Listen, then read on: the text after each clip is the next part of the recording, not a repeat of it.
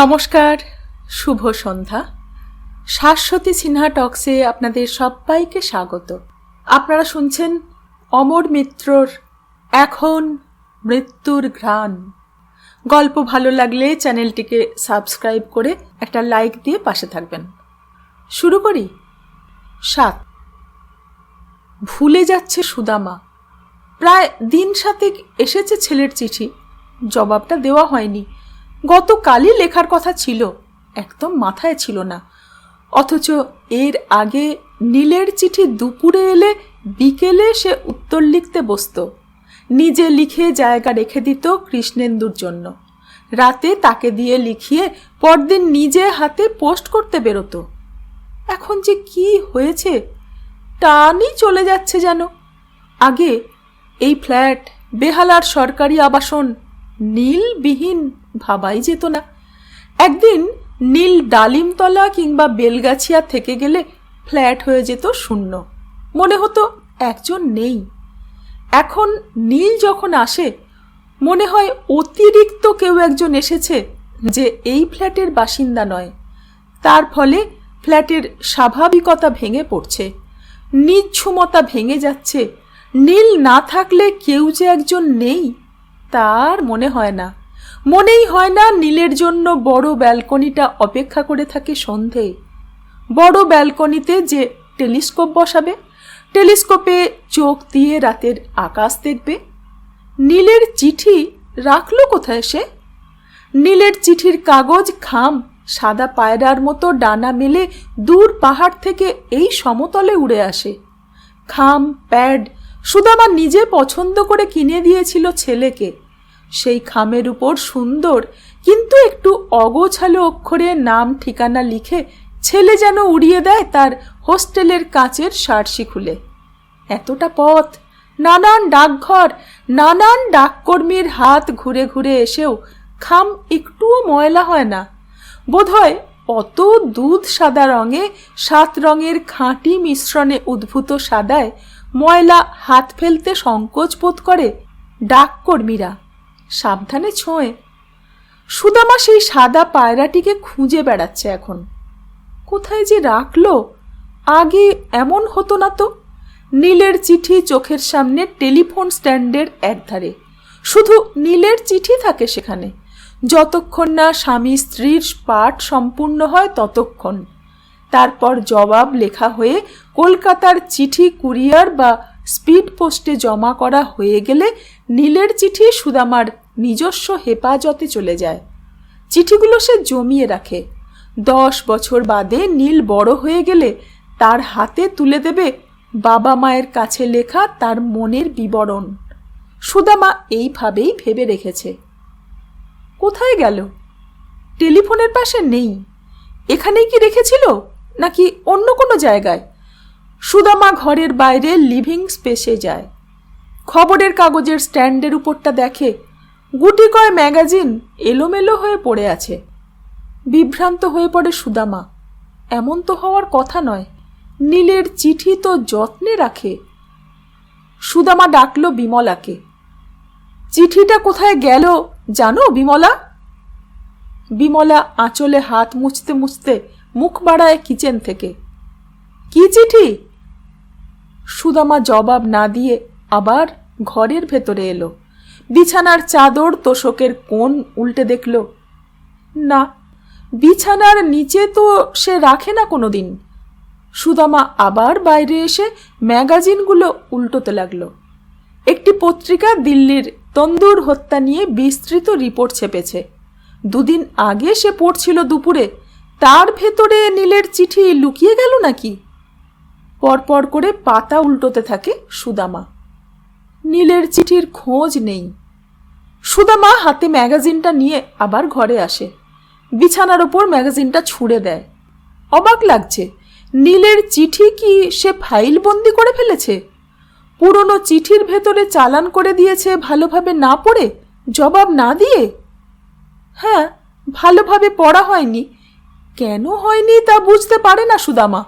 তবে হ্যাঁ, ওই যে নীল লিখেছে, মাম এবার সামার ভ্যাকেশন কলকাতা নয়, ওইটুকু পড়ে সে রেখে দিয়েছিল।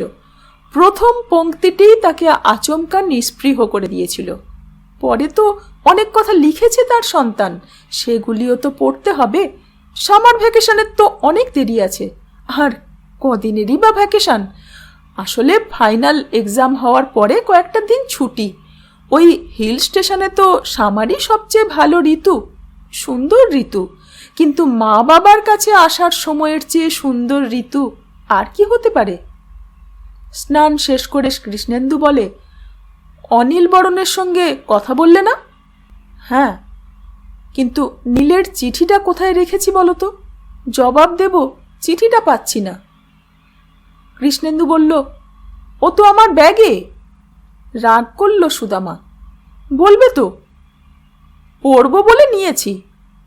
দাও, জবাব লিখব। কৃষ্ণেন্দু গায়ে শার্ট পরতে পরতে বলে, পড়া হয়নি আমার। পড়া হয়নি? অবাক সুদামা। না, সময় পেলাম কই। ও এই সামারে আসবে না বলছিলে না? পড়ে দেখো। সুদামা ব্যালকনির দিকে পা বাড়ায়। আজ পড়ে ফেলব। হ্যাঁ, অনিল কি বলল? কৃষ্ণেন্দু জিজ্ঞেস করে। ও কেমন যেন, তাই না? সুদামা ঘুরে তাকায়। ফোন ওই করেছিল রাতে। তাই বলল সে কথা? বলেনি, কিন্তু মনে হলো যেন। মনে হলো মানে? কৃষ্ণেন্দু কেমন বিভ্রান্ত হয়ে গেল। মনে হলো মানে মনে হলো, সব ঘটনার অকাট্য প্রমাণ তো হয় না। আন্দাজ করছি ওই টেলিফোন করছিল। কৃষ্ণেন্দু হাসে। ও কেন খামোকা ফোন করে লাইন কেটে দেবে? সুদামা বলল, খবর নিতে চাইছিল। তার মানে? ওই লোকটা সুবিধের নয়, ওকে আমি কোনো দিনই পছন্দ করি না। ওই রকম একটা হিংস্র প্রকৃতির লোকের সঙ্গে কি করে যে তোমার বন্ধুত্ব হয়? সুদামা বলে।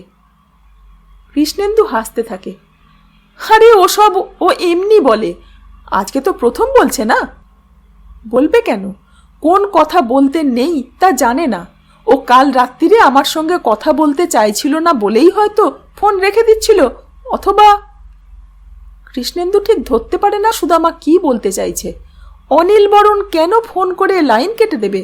কি খোঁজ নেবে? সে যতটা জানে, অনিল বরণের নারী সংক্রান্ত কোনো দুর্বলতা নেই। সে পছন্দই করে না মেয়েদের। বন্ধুর স্ত্রীকে বিরক্ত করার মতো মানুষ অনিল বরণ নয়।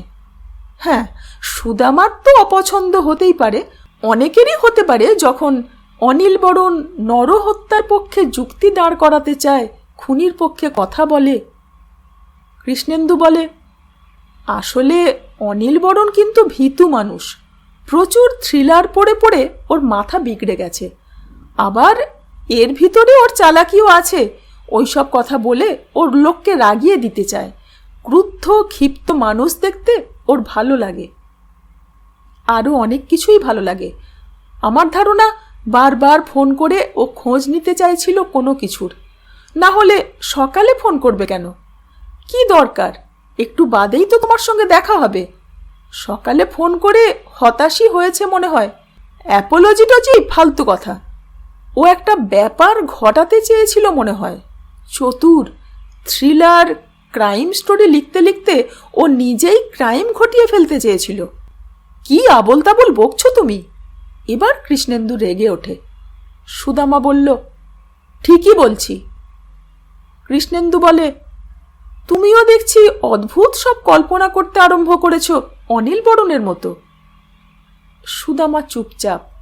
তার যা মনে হচ্ছে, যে সম্ভাবনার কথা ক্ষীণ হয়ে মাথায় উঁকি মারছে, তা তো অনিল বরণকে জড়িয়ে।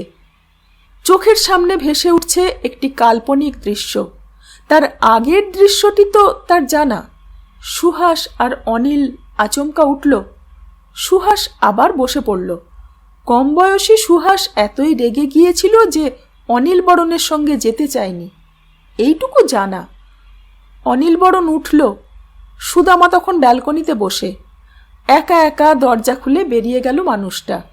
ঘর থেকে সদর দরজায় যাওয়ার মধ্যে ঘটে গেল আর একটা ব্যাপার, সকলের অলক্ষ্যে। সুদামা শক্ত হয়ে যায়, তার শীত করে যেন। মানুষটা কি খোলা কিচেনে ঢুকে পড়ল? নেশায় টলমল পা একটু খেলা করে চলে গেল।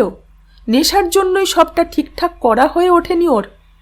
তারপর বাড়ি গেল, অনেক রাতে ফোনে খোঁজ নিতে লাগলো, আন্দাজ করতে লাগলো।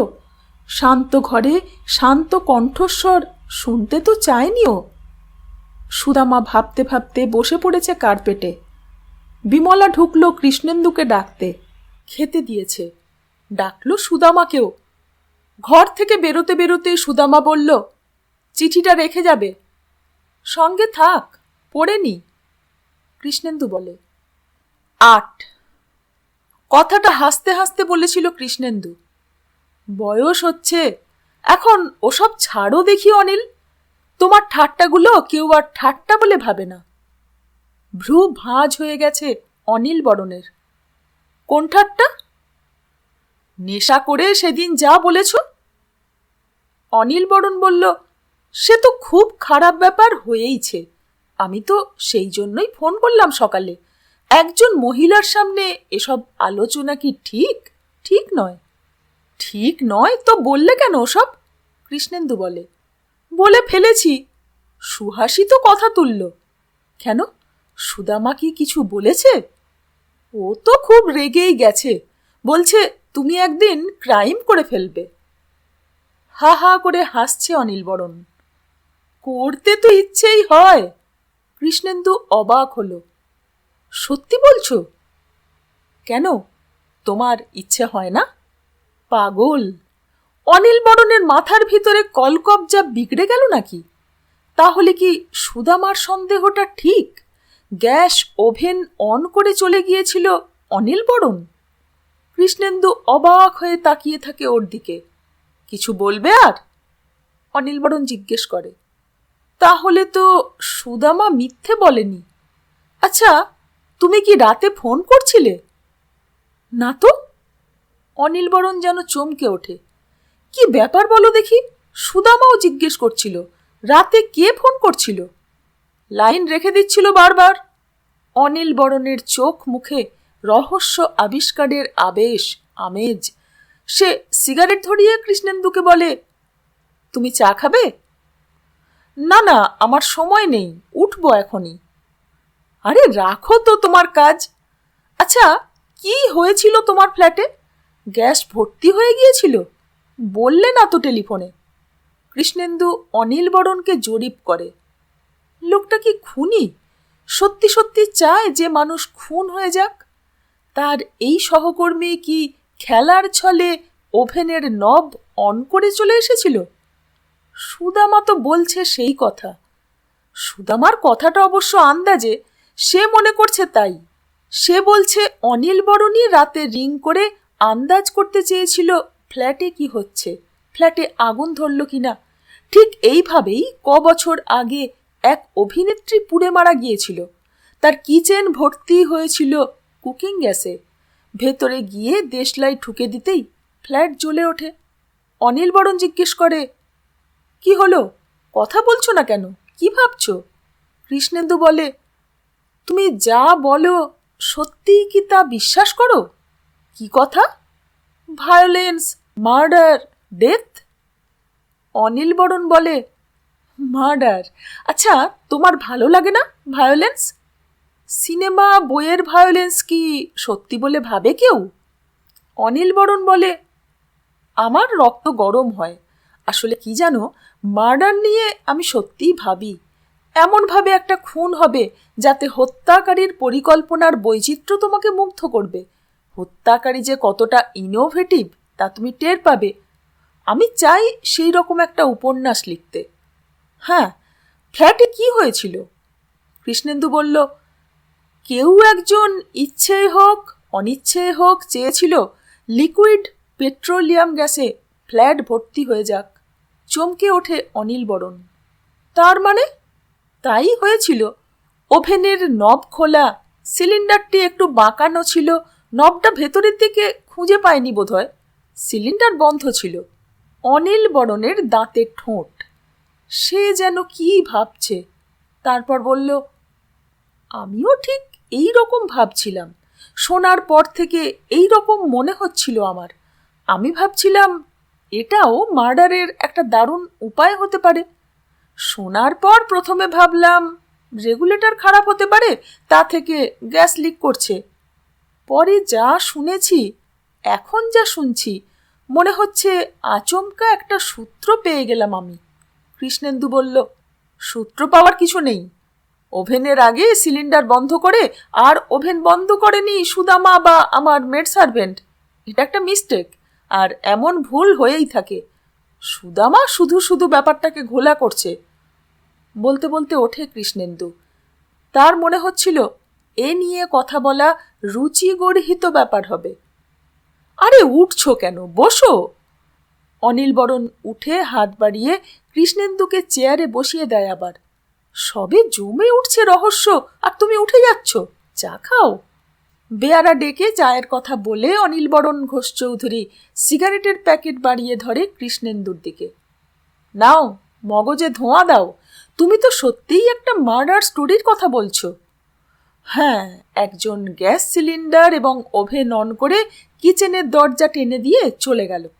তারপর ভিকটিম হয়তো জ্বলন্ত সিগারেট। মহিলা হলে কিচেনে ঢুকে ওভেনে। আচ্ছা, গন্ধ তো পাবে, ঢুকলেই তো টের পাবে। তোমার কি মত? কৃষ্ণেন্দু বলল, আমার কোনো মত নেই। খুন নিয়ে আলোচনা করতে, পরিকল্পনা করতে আমার ভালো লাগে না। তুমি কি পাগল? এসব নিয়ে ভাবো কেন? অনিলবরণ বলে, ভাবতে ভালো লাগে। তোমার ওয়াইফ ফিরেছে? অনিলবরণ অন্যমনস্কের মতো মাথা নাড়ে, বিড়বিড় করে, কঙ্কনা ইদানিং আমাকে পছন্দ করছে না, আর আমার ইচ্ছে আর একটা বেবি।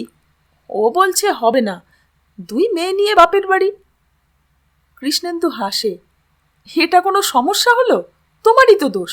আবার বাচ্চা, দুটোতে হচ্ছে না। তোমার বউ তো ঠিক বলছে। অনিলবরণ বলল, একটা ছেলে হলে খারাপ হতো? এই বয়সে ছেলে? হাসতে থাকে কৃষ্ণেন্দু। পারো বটে, যাও শ্বশুরবাড়ি গিয়ে নিয়ে এসো ওদের। অনিলবরণের ঘরে চা আসে। চায়ে চুমুক দিতে দিতে সে বলল, ওভাবে তো মার্ডার করা যায়, যায় না? কৃষ্ণেন্দু বোঝে তার শেষের বাক্যগুলি শোনেনি অনিলবরণ। তার মাথার ভেতরে আবার মার্ডার মিস্ট্রি ঢুকে গেছে। সুদামাই বা কি করে ভাবল কাজটা অনিলবরণের? ওভেন খুলে দিয়ে বাড়ি গিয়ে অনেক পরে ফোন করছিল, কিন্তু নিরুত্তাপ কণ্ঠস্বর শুনে টের পেয়েছে তার পরিকল্পনা ভেস্তে গেছে। সুদামার মাথার ভেতরটাও যেন বিগড়েছে। চা খেয়ে কৃষ্ণেন্দু ওঠে। তাকে আর বসাতে পারে না অনিলবরণ। একা রহস্য ঔপন্যাসিক জানালা দিয়ে রোদে পোড়া আকাশের দিকে তাকায়। মনে হয় যেন আকাশই সব জানে। আকাশই বলে দিতে পারে পরিকল্পনাটা কেমন হতে পারে। আচ্ছা, কুকিং গ্যাসের গন্ধতেই তো টের পেয়ে যাবে ভিকটিম, যদি না সে খুব উদ্বিগ্ন থাকে, ডিস্টার্ব থাকে, যদি না তার মনে খেলা করে অন্য কোনো বিষয়। ভাবতে ভাবতে কিচেনে ঢুকে সিলিন্ডার অন করতে গিয়ে অন করা দেখেও তখন তার মনে কোনো সন্দেহ আসবে না। সে ওভেনের নবে হাত দিয়েও অন্য প্রসঙ্গে জড়িয়ে থাকবে মনে মনে। তারপর দেশলাই জ্বালতেই ঘর আগুনে ভর্তি। খুন সম্পন্ন হলো, একজন খুন হয়ে গেল। সুদামা যেভাবে ভেবেছে, কৃষ্ণেন্দু যা ভেবেছে তা কি টের পায়নি অনিলবরণ? প্রকারান্তরে তাকেই যেন সন্দেহ করল। সন্দেহ তার উপরে পড়ায় অনিলবরণের ভেতরে এক ধরনের উত্তেজনার জন্ম হলো। সে পরপর সিগারেট ধরায়। তার মনে হলো ওভাবে হতে পারে, কিন্তু তার জন্য ভিকটিমকে থাকতে হবে চরম অসতর্ক। তার চেতনায় বাস্তবতা তখন সেই মুহূর্তে যেন ধীরে ধীরে অপসৃত হবে। এই রকম কোনো পরিবেশ হলে তবে তা হতে পারে। তাহলে খুনিকে আর একটা কাজ করতে হয়, তার শিকারকে অসতর্ক, উদ্বিগ্ন করে তোলা। সুদামা কি সেই দিন তেমন ছিল? তার আর সুহাসের তর্কে সুদামা নিজে হয়ে উঠেছিল উত্তেজিত, ফলে অসতর্ক। তাহলে তো ঘটেও যেতে পারত ভয়ঙ্কর কিছু, যদি সিলিন্ডার খোলা থাকতো, কিচেনে জমে থাকতো গ্যাস। অনিলবরণ সাদা কাগজে ডটপেন দিয়ে নানা রকম আঁকিবুঁকি কাটে, নানা রকম ভাবে। বিভিন্ন সম্ভাবনার কথা। আচ্ছা, এমনও তো হতে পারে ভিকটিম অসতর্ক, উদ্বিগ্ন, কোনো কারণে উত্তেজিত থাকবে না, স্বাভাবিক থাকবে, কিন্তু তার কিচেন ভর্তি হয়ে আছে লিকুইড পেট্রোলিয়াম গ্যাসে। তখন আলো নিভল, হয়তো লোডশেডিং বা কেবল ফল্ট। না, তা হবে না। কোনো পরিকল্পনার সঙ্গে আকস্মিকতাকে জোড়া যায় না। খুনিকে কেউ সাহায্য করে না। খুনির কোনো ভাগ্য নেই। ভাগ্য বলে খুনি কোনো হত্যাকাণ্ড ঘটিয়ে দিতে পারে না। সবই তাকে নিজে করতে হয়, নিখুঁত পরিকল্পনায়, একেবারে একা একা। ফ্ল্যাটের ইনভার্টার খারাপ, এমার্জেন্সি লাইটও খারাপ, কারণ তা এখন ব্যবহার হয় না। লোডশেডিং তো উঠেই গেছে, এখন বিদ্যুৎ অতিরিক্ত। এখানে যা হতে পারে তা হলো হত্যাকারী নিচে নেমে মেন সুইচটা অফ করে দিল। আলো নিভতেই হতচকিত ফ্ল্যাটের দুই মানুষ, স্বামী স্ত্রী, কোনো রকমে একটি মোমবাতি জোগাড় হলো এখানে ওখানে খুঁজে। তা জ্বালিয়ে অনেক পুরনো লণ্ঠনের খোঁজ করতে পারে স্ত্রী। তা আছে কিচেনের সেলফে। মোমবাতি হাতে কিচেনের দরজা খুলতেই আগুন জ্বলে গেল বাতাসে ভাসা গ্যাসে। ভাবতে ভাবতে শিহরিত, উত্তেজিত হয় অনিল বরণ। উত্তেজনায় সে ঘেমে যায়, তার নিঃশ্বাস গরম হয়ে ওঠে, শরীর ভাঙতে চায় যেন। অনিল বরণ চেয়ার থেকে উঠে তার অফিস চেম্বারের অপরিসর খালি জায়গাটিতে পায়চারি করতে থাকে। তারপর কি হলো? হত্যাকারী বাড়ি ফিরে গিয়ে ফোন করল। ফোন বেজেই যায়, অথবা ফোন বাজেই না। বাজে না কেননা তখন আগুন ছড়িয়ে গেছে ফ্ল্যাটটির সব ঘরে, টেলিফোন পর্যন্ত পুড়ে গেছে। অথবা কেউ ফোন তোলে, স্বামী খবরটা দিল। কণ্ঠস্বরের উত্তেজনাতে ধরা গেল কিছু হয়েছে। ফোন রেখে দিল অপরাধী। এইভাবে হত্যা যদি করা হয় তা কি নতুন ধরনের কিছু হবে? লোকে তো ধরবে এটি দুর্ঘটনা। সূত্র একটি, সূত্র আছে। প্রথমত, হত্যাকারী সেই সন্ধ্যায় ওই ফ্ল্যাটে ছিল, আর ফোন এসেছিল একটা। সেই ফোনটি বেজেছিল, কিন্তু ফ্ল্যাট থেকে সেই ফোন তোলা হলে ওপারে লাইনটি কেটে দিয়েছে কেউ। সে অপরাধী, জানতে চাইছিল তার পরিকল্পনা শেষ পর্যন্ত সফল হয়েছে কিনা। সব গোলমাল হয়ে যেতে থাকে অনিল বরণের। তার মনে হতে থাকে সুদামার সন্দেহটা একেবারে অমূলক নয়। সন্দেহ করতেই পারে ওই সন্ধ্যায় যদি খুনের এই বিচিত্র পরিকল্পনাটা মাথায় আসতো, তাহলে তো সে এই পরিকল্পনাটা যাচাই করে নিত সুদামার কাছে, আলোচনা করত তার সঙ্গে। অনিল বরণ টেলিফোনের সামনে যায়, কিন্তু ডায়াল করতে তার হাত কাঁপে। সে ভাবছে জিজ্ঞেস করবে সুদামাকে এমন আশ্চর্য বিষয়টি তার মাথায় এলো কিভাবে। সেও কি নানা রকম খুনের কথা ভাবে? অনিল বরণ অনেকদিন আগে তার একটি উপন্যাস পড়তে দিয়েছিল কৃষ্ণেন্দু সুদামাকে। কেউই পড়ে উঠতে পারেনি। তাতে তো শুধু রিভলভার পিস্তলের ব্যবহার ছিল। না, ওই বইটা পড়তে হবে না সুদামাকে। নতুন উপন্যাস সে আরম্ভ করবে খুব শিগগির। সেই উপন্যাসে মৃত্যু নিয়ে তার নিজস্ব মতামত থাকবে। অনিল বরণ সিগারেট ধরিয়ে ঘরের বাইরে আসে। লম্বা করিডোর ধরে হাঁটতে থাকে। করিডোরটাকে কেমন রহস্যময় মনে হয় তার। ফালি ফালি আলো, অন্ধকারে ঢাকা। এপার থেকে ওপারের মানুষকে ঠিক চেনা যায় না। এমন একটি করিডোরকে হত্যাকাণ্ডে চমৎকার ব্যবহার করা যায়। খুনি বেরিয়ে যাচ্ছে কাজ শেষ করে। তার জামার রং সবুজ। দূর থেকে জামার একটি কোণ দেখা যায়। যে লোকটিকে দেখে মনে হয় তার গাত্রবর্ণ অন্ধকারের মতো কালো। এসব কি ভাবছে সে? এ তো অন্য গল্প, অন্য খুন।